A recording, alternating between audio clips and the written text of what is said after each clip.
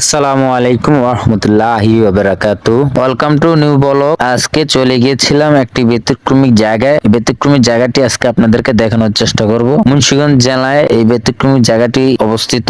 আজকে চলে যাব একটি ব্যতিক্রমিক জায়গা। তো আজকে আমার সাথে আছে মামুন ভাই আর আমি আজকে চলে আসলাম গজারিয়া ঘাটে। এখন বর্তমানে আপনাদেরকে দেখাচ্ছি গজারিয়া ঘাটের মসজিদটি খুবই সুন্দর ছিল, তাই আমি একটু তুলে নিলাম। তো এখন গজারিয়া ঘাটে চলে আসলাম। তো চলে যাচ্ছি সেই আমাদের গন্তব্যের দিকে আস্তে আস্তে হাঁটি হাঁটি পা করে চলে যাচ্ছি। সাথে থাকবেন সম্পূর্ণ ভিডিও জুড়ে, খুবই ভালো লাগবে। একটি আনকমন ভিডিও আপনাদের সামনে নিয়ে আসলাম, আপনারা দেখতে থাকুন, সাথে থাকুন। খুবই মনোমুগ্ধকর ভিডিওটি হবে, আশা করি সকলের কাছে ভালো লাগবে। তো ট্রলারে উঠে গেলাম। ট্রলারে ওঠার পরে প্রচুর ঢেউ ছিল আজকে নদীতে, এত পরিমাণ ঢেউ ছিল যা বলার মতো না। নৌকাটায় পুরা ভিজেই গেছি, আমার পাঞ্জাবি পুরা ভিজে গেছে। তারপরও আমি চেষ্টা করেছি ভিডিওর মাধ্যমে আপনাদেরকে দেখানোর জন্য, তুলে ধরার। এত পরিমাণ ঢেউ অন্য কোনো দিন আমি দেখে নেই। আজকে আপনারাও দেখছেন এত ঢেউ।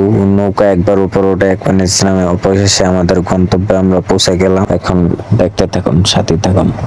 আজকে চলে গিয়েছিলাম একটি ব্যতিক্রমিক জায়গায়। এই ব্যতিক্রমিক জায়গাটি আজকে আপনাদেরকে দেখানোর চেষ্টা করব। মুন্সিগঞ্জ জেলায় এই ব্যতিক্রমিক জায়গাটি অবস্থিত, চর কিশোরগঞ্জ নামে। আপনারা দেখতে পাচ্ছেন দুইটা সিঁড়ি। তো এই সিঁড়ি দুটা খুবই সুন্দর, উপরে দুটোটা সিঁড়ি দিয়ে ওঠা যায়। তো একটি সিঁড়ি দিয়ে এখন আমি উপরে চলে যাব, আপনাদেরকে দেখানোর চেষ্টা করব কোথায় কি আছে খুঁটিনাটি। এর মধ্যে আপনাদেরকে দেখালাম বিশাল এক নদী। তো এটা হলো মেঘনা নদী। এটা এখানে মেঘনা নদীর পাশেই অবস্থিত এই রেস্টুরেন্টটি। তো আজকে আমরা মূলত এই মেঘনা নদীর পাশেই চলে গিয়েছিলাম চর কিশোরগঞ্জে। আপনাদেরকে দেখানোর চেষ্টা করব কোথায় কি আছে। এখন আমার পাশে দেখতে পাচ্ছেন একটি দোলনা, তারপরে আপনাদেরকে আবার দেখানোর চেষ্টা করব। এটা আমার পিছনে একটি সেলফি কর্নার, আপনারা দেখতে পাচ্ছেন খুবই সুন্দর সেলফি কর্নারটি। তো এটা দেখতে পাচ্ছেন দোলনাটা দেখালাম। তো দেখানোর পরে এখন আপনাদেরকে আবার নিয়ে যাচ্ছি একটা পুলের কাছে। পুলটা রাত্র হলে জ্বলে, লাইটিং সিস্টেম। তো যখন রাত্র হবে তখনই জ্বালাবে, এখন তো দিনের বেলা তাই জ্বালায় নাই। তো যতটুকু সম্ভব দেখাইছি।